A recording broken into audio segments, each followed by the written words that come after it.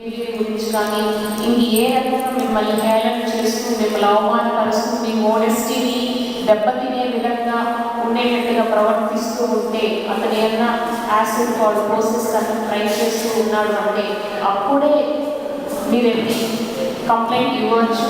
Section 354 sub classes A to D వరకు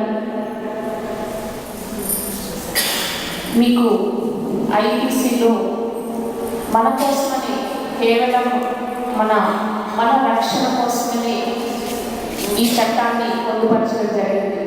అదేవిధంగా సరే ఈ మళ్ళీ ఇంకొక పేపర్లో జరిగింది చూసింటారు మీరు కూడా. ఆ అబ్బాయి పెళ్లి చేసుకుంటానని మోసం చేస్తే రివర్స్లో యాసిడ్ పోసేసింది అమ్మాయి వాళ్ళ ఉంది కదా చదవడానికి. అమ్మాయి కోసం యాసిడ్ వెనకలేదా విన్నారా చూసారా? బాగుంది కదా న్యూస్, చాలా బాగుందా? బాగుందండి. నాకు మీ నుంచి రావాలి ఆన్సర్. బాగుంది న్యూస్. ఇలాంటి మళ్ళీ మళ్ళీ రావాలా?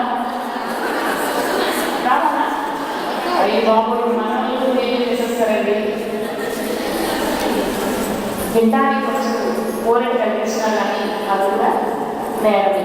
అలాంటి పనులు చేయదు. ఎందుకంటే శ్రీ అనేది సహనము. మనకు చట్టం ఉంది కదా ఇక్కడ దాంట్లో యూజ్ చేసుకునేసి అది మిస్యూజ్ కాకుండా ఉండాలన్నమాట. దానికి అదేవిధంగా అలాంటి చేస్తూ ఉంటే మనకు చట్టం కల్పించింది. మన చట్టం కల్పించిన ఈ అవకాశాన్ని సద్వినియోగం చేసుకొని మనము దగ్గర పోలీస్ స్టేషన్కి వెళ్ళి 354 కింద 354A కింద మనం యాసిడ్ గార్డెన్ ట్రై చేస్తున్నాడు, నన్ను హింసిస్తున్నాడు అంటే చాలు less than 7 years 7 సంవత్సరాలు కఠిన కారాగార శిక్ష అతనికి విధించవచ్చు.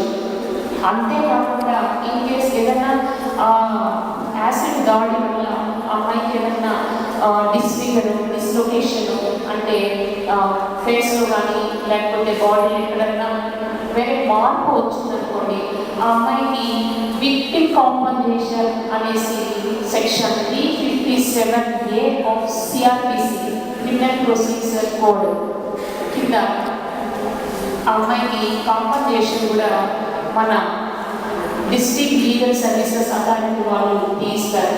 అంటే గవర్నమెంట్ ఆల్రెడీ అమ్మాయి ఫ్రీగా చేస్తుంది, ట్రీట్మెంట్ చేస్తుంది. పైగా అతను శిక్ష ఒకటే కాదు, అతను జరిమానా కూడా విధించడానికి అర్హుడు. అతను ఆ అమ్మాయి పడిన బాధ శిక్షతోనే కాదు డబ్బుతో కూడా చెల్లించాలి అనే విషయాన్ని మనకు ఐపీసీలో మన కోసం మనకు ప్రత్యేకంగా పొందుపరిచారు. అంతేకాకుండా ఇప్పుడు డొమెస్టిక్ వైలెన్స్లో ఇంతేనా మనకు అతను ఎప్పుడు శిక్షించిన భార్య భర్తలు గొడవ